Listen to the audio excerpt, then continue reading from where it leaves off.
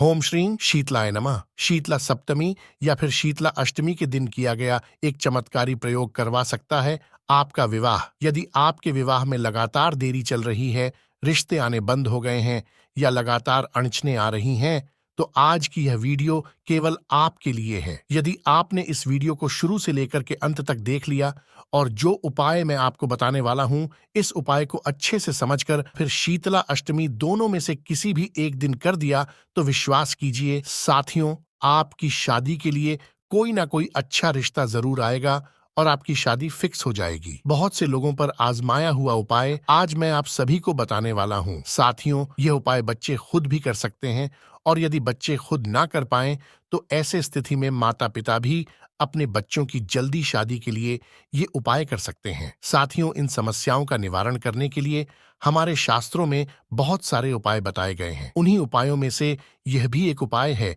Video को आगे लेकर के चलूं, इससे पहले आपसे निवेदन करना चाहूंगा, यदि आप चैनल पर नए हैं और अभी तक आपने इस चैनल को सब्सक्राइब नहीं किया है, तो विवाह से संबंधित सटीक जानकारी प्राप्त करने के लिए अभी इस चैनल को सब्सक्राइब कर लीजिए। तो साथियों, अब आप ये जान लीजिए कि यह उपाय आपको कैसे करना है, कब करना है और इस उपाय को करने के लिए आपको किन किन सामग्री की आवश्यकता पड़ेगी। यह उपाय आप शीतला सप्तमी या अष्टमी के दिन कर सकते हैं। दोनों में से किसी भी दिन ये उपाय कर सकते हैं। सुबह से लेकर के शाम तक किसी भी समय कर सकते हैं। इस प्रयोग विधि को करने के लिए सबसे पहले आपको एक आटे का दीपक ले लेना है, उसमें तिल का तेल डाल लेना है। उसके बाद 2 लौंग आप इस दीपक में डाल लीजिए।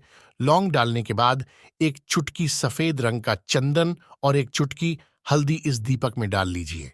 अब ध्यान से सुनिएगा, इस दीपक में आपको बाती नहीं रखनी है, क्योंकि यह जो दीपक है, यह शीतलता का प्रतीक है। शीतला माता को प्रसन्न करने के लिए ठंडी चीजों का प्रयोग किया जाता है। जिन चीजों से शीतलता आती है, उन्हीं चीजों का प्रयोग किया जाता है। तो यहाँ पर अग्नि का प्रयोग भूलकर भी हमें नहीं करना है। हाँ, तो अब आपका यह दीपक तैयार हो गया। अब इसके बाद आपको लेना है एक स्टील का लोटा, उसमें शुद्ध जल भर लीजिए और साथ ही इसमें थोड़ा सा कच्चा दूध डाल लीजिए। अब ये 2 चीजें आपके पास हो गई।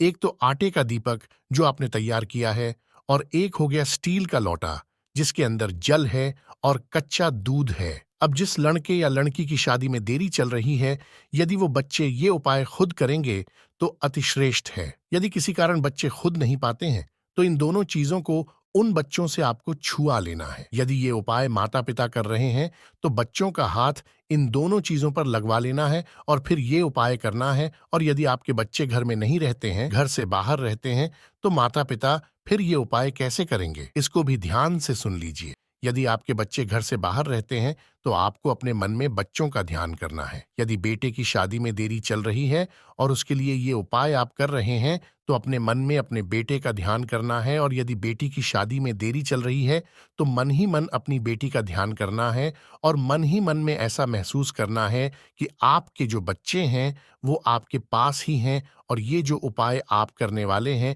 इसका जो शुभ फल है वो आपके बच्चों को ही मिलने वाला है। इतना करने के बाद अब आगे क्या करना है, उसको भी ध्यान से सुन लीजिए।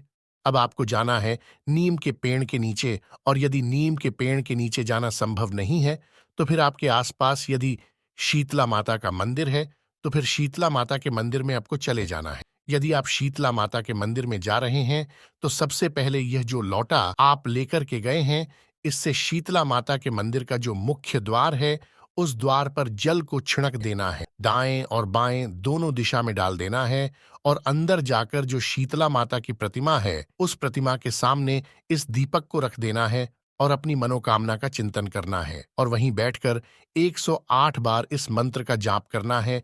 मंत्र स्क्रीन पर दिखाई दे रहा होगा और इस मंत्र का उच्चारण भी मैं कर देता हूं। ओम ह्रीं श्रीं शीतलाय नमः।